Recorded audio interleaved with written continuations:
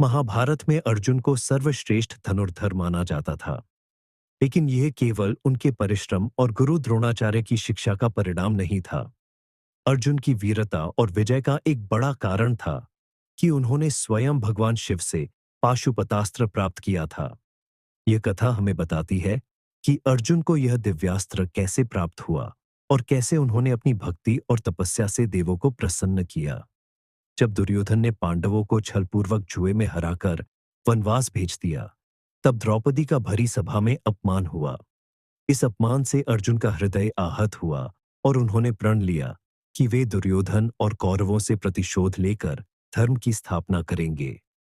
लेकिन अर्जुन जानते थे कि कौरवों की सेना में भीष्म, द्रोणाचार्य, कर्ण और स्वयं दुर्योधन जैसे महान योद्धा थे। इस युद्ध में विजय प्राप्त करने के लिए उन्हें असाधारण शक्ति और दिव्य अस्त्रों की आवश्यकता थी।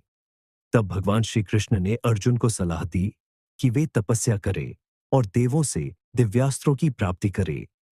श्री कृष्ण की आज्ञा से अर्जुन हिमालय की ओर प्रस्थान कर गए और वहां भगवान शिव की कठोर तपस्या करने लगे।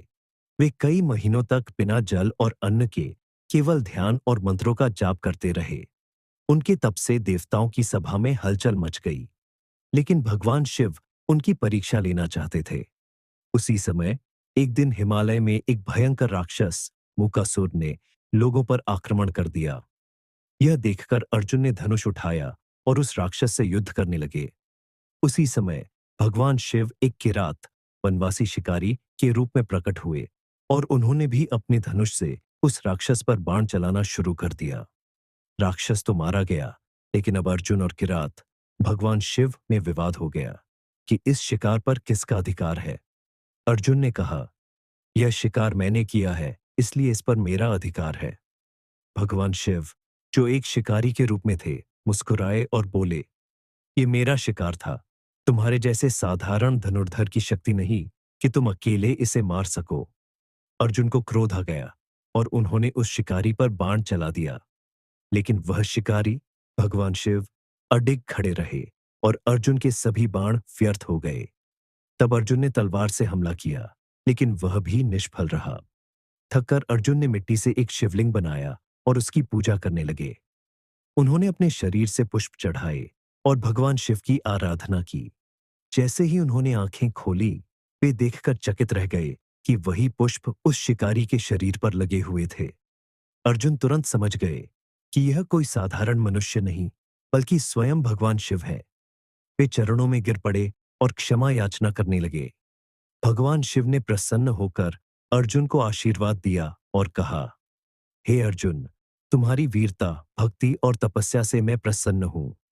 मैं तुम्हें मेरा सर्वश्रेष्ठ अस्त्र पाशुपतास्त्र प्रदान करता हूं। यह अस्त्र इतना शक्तिशाली है कि इससे संपूर्ण सृष्टि का विनाश किया जा सकता है, लेकिन ध्यान रहे, इसे केवल अत्यंत आवश्यक परिस्थिति में ही प्रयोग करना, अन्यथा संपूर्ण जगत नष्ट हो सकता है।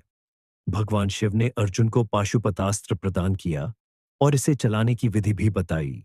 इस प्रकार अर्जुन ने शिव की कृपा से यह महान अस्त्र प्राप्त किया और महाभारत के युद्ध में इसका उपयोग करने की शक्ति प्राप्त की।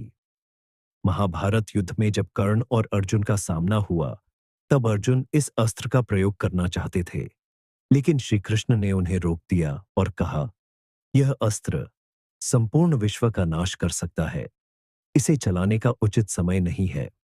अर्जुन ने श्री कृष्ण की बात मानी और इस अस्त्र का प्रयोग नहीं किया, लेकिन यह अस्त्र अर्जुन को सर्वश्रेष्ठ धनुर्धर बनाने में सहायक रहा और उनकी विजय का एक महत्वपूर्ण कारण बना।